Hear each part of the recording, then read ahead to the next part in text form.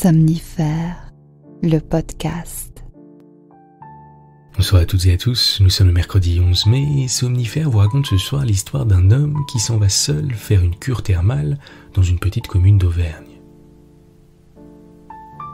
Si la région lui semble très ennuyante au premier abord, son séjour va vite prendre une tournure inattendue. C'est une nouvelle de Maupassant intitulée « Mes 25 jours ». Je vous souhaite une excellente nuit et maintenant place à notre séance de relaxation. La séance de relaxation. Je vais vous demander dans un premier temps de porter votre attention sur votre visage et d'en relâcher tous les petits muscles. Ceux de la mâchoire,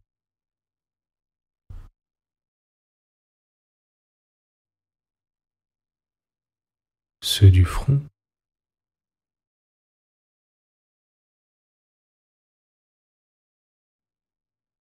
ceux de la lèvre supérieure et de la bouche,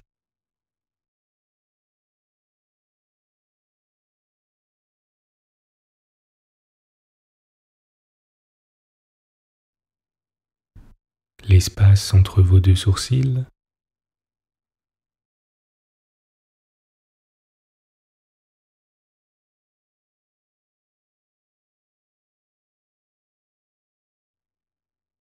les paupières.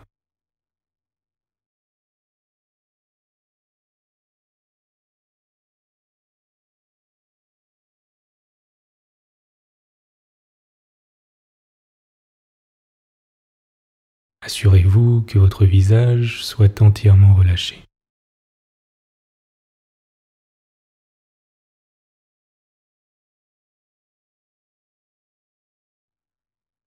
À présent, laissez cette détente se manifester par une couleur que vous trouvez agréable, le violet par exemple, et se propager progressivement au reste de votre corps,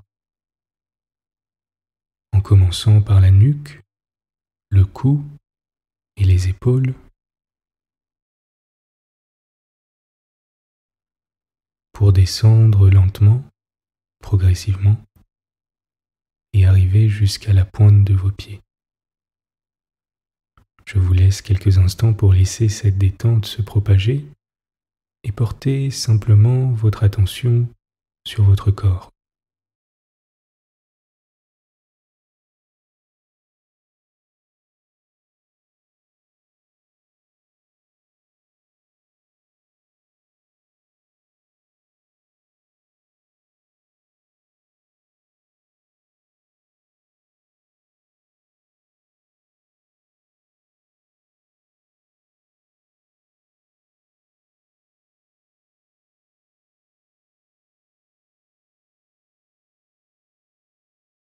À présent que votre corps est entièrement détendu, portez simplement votre attention sur votre respiration.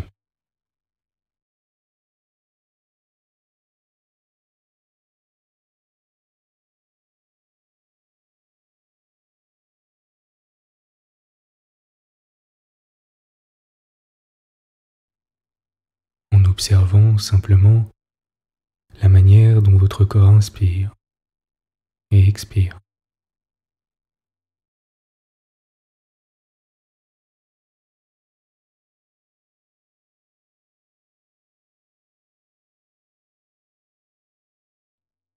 Les mouvements que cela provoque.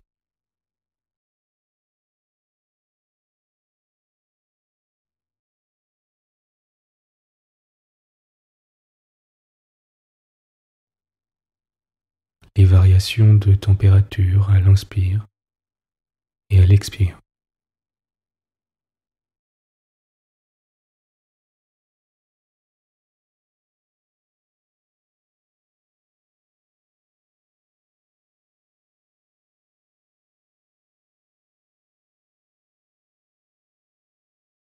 Observez simplement le flux de votre respiration, calmement, en douceur.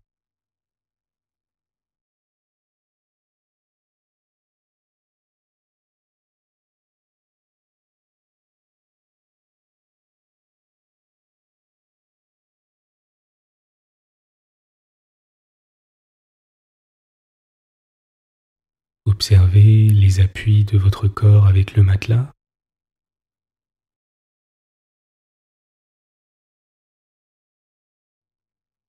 Et appréciez le fait d'être simplement là, dans le calme, en paix.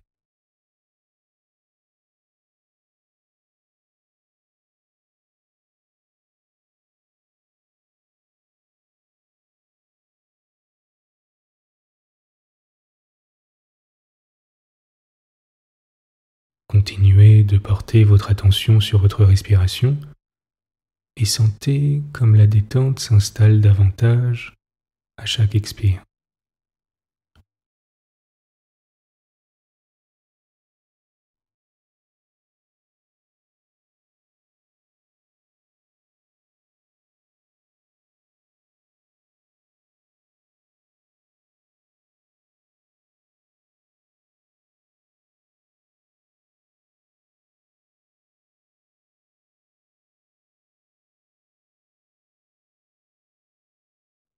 Vous êtes calme et détendu. L'histoire du soir. Maupassant, mes 25 jours. Je venais de prendre possession de ma chambre d'hôtel, case étroite entre deux cloisons de papier qui laissent passer tous les bruits des voisins. Et je commençais à ranger dans l'armoire à glace mes vêtements et mon linge, quand j'ouvris le tiroir qui se trouve au milieu de ce meuble. J'aperçus aussitôt un cahier de papier roulé. L'ayant déplié, je l'ouvris et je lus ce titre. Mes 25 jours. C'était le journal d'un baigneur, du dernier occupant de ma cabine, oublié là à l'heure du départ. Ces notes peuvent être de quelque intérêt pour les gens sages et bien portants qui ne quittent jamais leur demeure. C'est pour eux que je les transcris ici, sans en changer une lettre. Châtel-Guyon, 15 juillet. Au premier coup d'œil, il n'est pas gai, ce pays. Donc je vais y passer 25 jours pour soigner mon foie, mon estomac et maigrir un peu. Les 25 jours d'un baigneur ressemblent beaucoup aux 28 jours d'un réserviste. Ils ne sont faits que de corvées, de dures corvées. Aujourd'hui, rien encore, je me suis installé, j'ai fait connaissance avec les lieux et avec le médecin. Châtel-Guyon se compose d'un ruisseau où coule de l'eau jaune, où sont plantés un casino, des maisons et des croix de pierre. Au bord du ruisseau, au fond d'un vallon, on voit un bâtiment carré entouré d'un petit jardin. C'est l'établissement de bains. Des gens tristes errent autour de cette bâtisse, les malades. Un grand silence règne dans les allées ombragées d'arbres, car ce n'est pas ici une station de plaisir, mais une vraie station de santé. On s'y soigne avec conviction et on y guérit, paraît-il. Des gens compétents affirment même que les sources minérales y font de vrais miracles. De temps en temps, un monsieur ou une dame s'approche d'un kiosque coiffé d'ardoises qui abrite une femme de mine souriante et douce et une source qui bouillonne dans une vasque de ciment. Pas un mot n'est échangé entre le malade et la gardienne de l'eau guérisseuse. Celle-ci tend à l'arrivant un petit verre où tremblotent des bulles d'air dans le liquide transparent.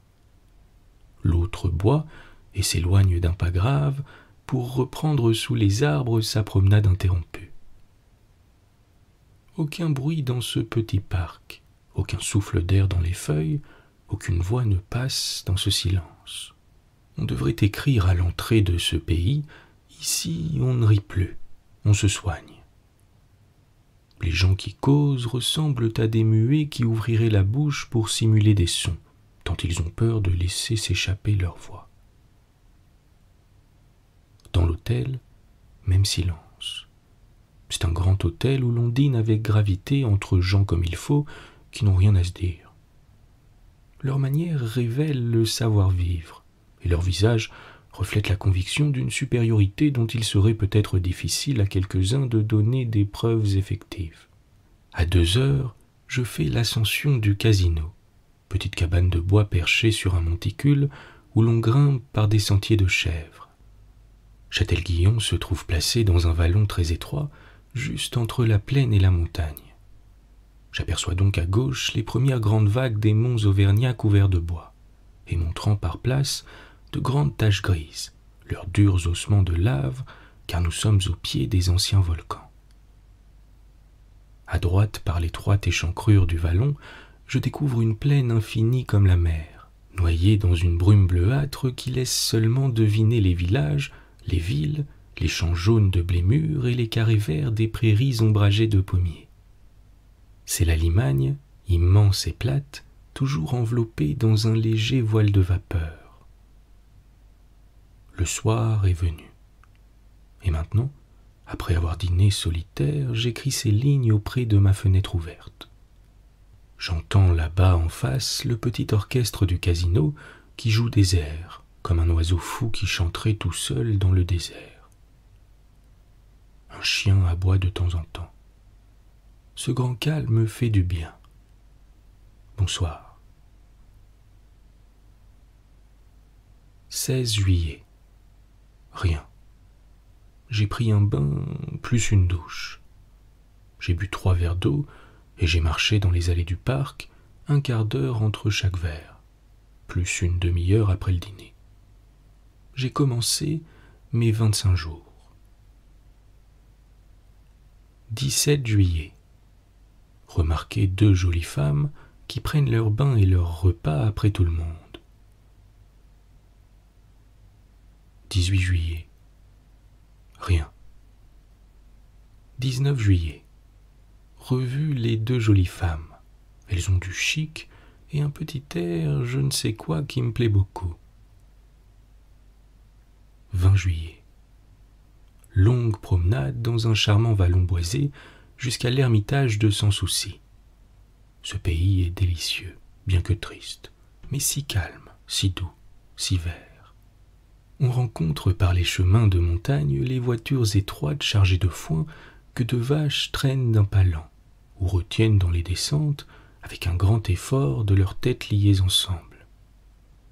Un homme coiffé d'un grand chapeau noir les dirige avec une mince baguette en les touchant au flanc ou sur le front. Et souvent, d'un simple geste, d'un geste énergique et grave, il les arrête brusquement quand la charge trop lourde précipite leur marche dans les descentes trop dures. L'air est bon à boire dans ces vallons. Et s'il fait très chaud, la poussière porte une légère et vague odeur de vanille et d'étable, car tant de vaches passent sur ces routes qu'elles y laissent partout un peu d'ailes. Et cette odeur est un parfum, alors qu'elle serait une puanteur venue d'autres animaux. 21 juillet. Excursion au vallon d'Enval. C'est une gorge étroite enfermée en des rochers superbes au pied même de la montagne. Un ruisseau coule au milieu des rocs amoncelés.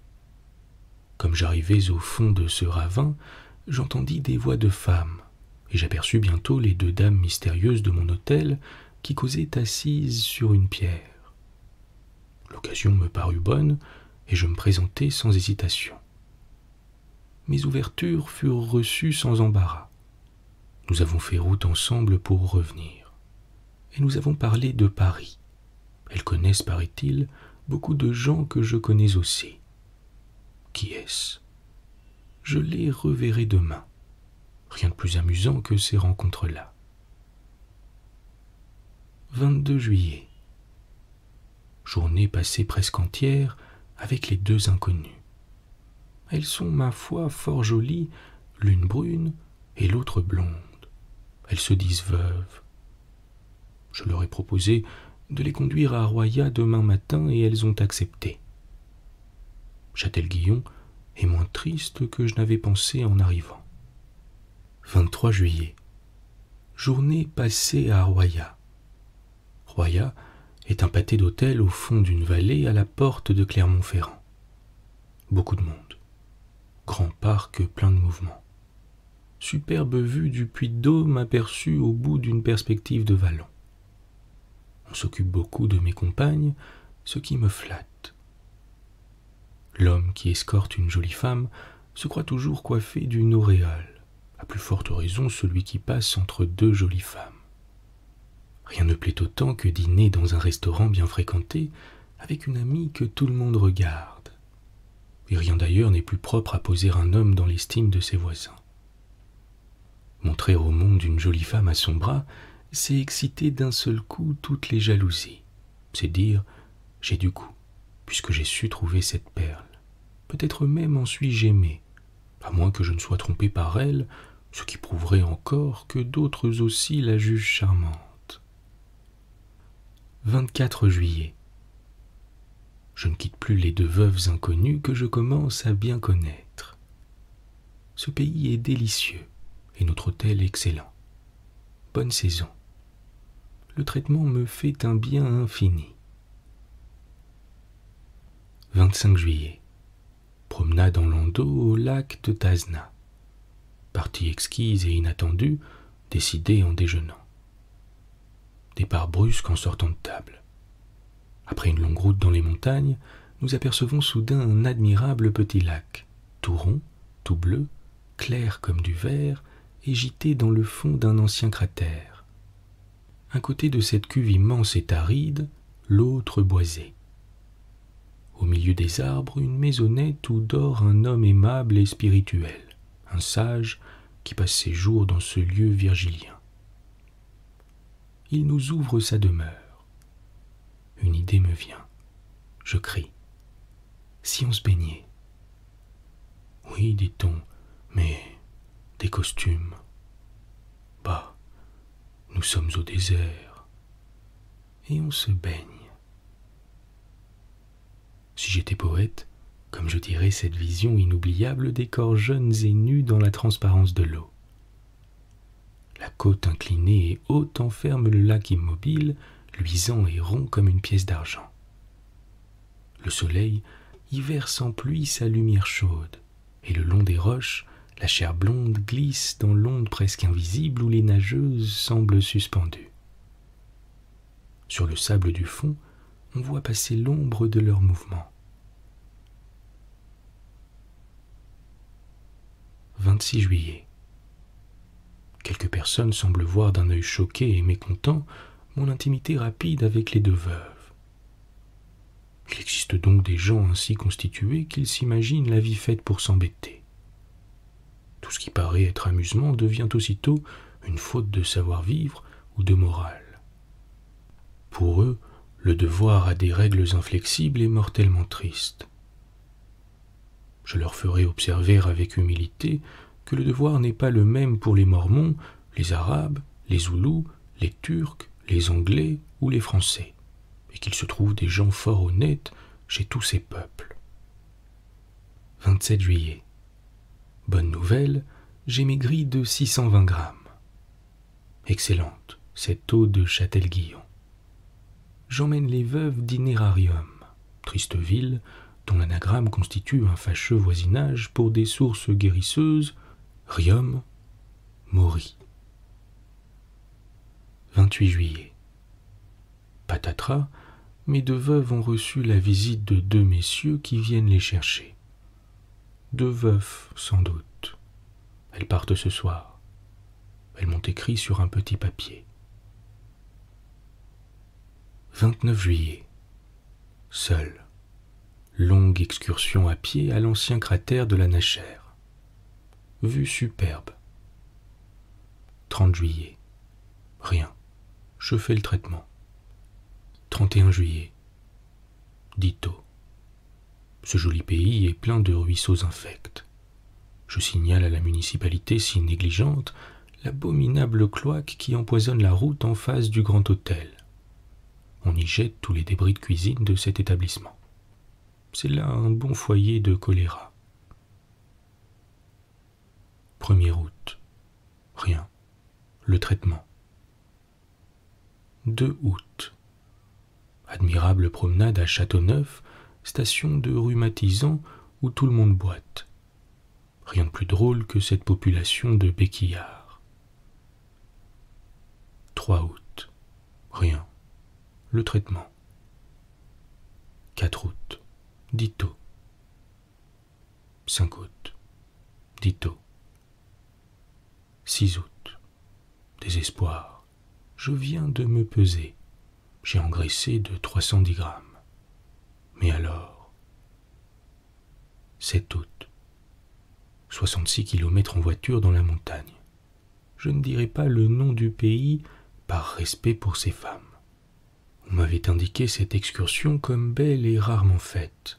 Après 4 heures de chemin, j'arrive à un village assez joli au bord d'une rivière, au milieu d'un admirable bois de noyers. Je n'avais pas encore vu en Auvergne une forêt de noyers aussi importante. Elle constitue d'ailleurs toute la richesse du pays, car elle est plantée sur le communal. Ce communal, autrefois, n'était qu'une côte nue couverte de broussailles. Les autorités essayèrent en vain de le faire cultiver. C'est à peine s'il servait à nourrir quelques moutons. C'est aujourd'hui un superbe bois, et il porte un nom bizarre. On le nomme les péchés de Monsieur le curé. Or, il faut dire que les femmes de la montagne ont la réputation d'être légères, plus légères que dans la plaine. 7 août. Traitement. 8 août. Je fais mes malles et mes adieux au charmant petit pays tranquille et silencieux, à la montagne verte, au vallon calme, au casino désert d'où l'on voit toujours voilée de sa brume légère et bleuâtre l'immense plaine de la Limagne. Je partirai demain matin. Le manuscrit s'arrêtait là. Je n'y veux rien ajouter, mes impressions sur le pays n'ayant pas été tout à fait les mêmes que celles de mon prédécesseur, car je n'y ai pas trouvé les 2 veuves. Bonne nuit. Bonne nuit.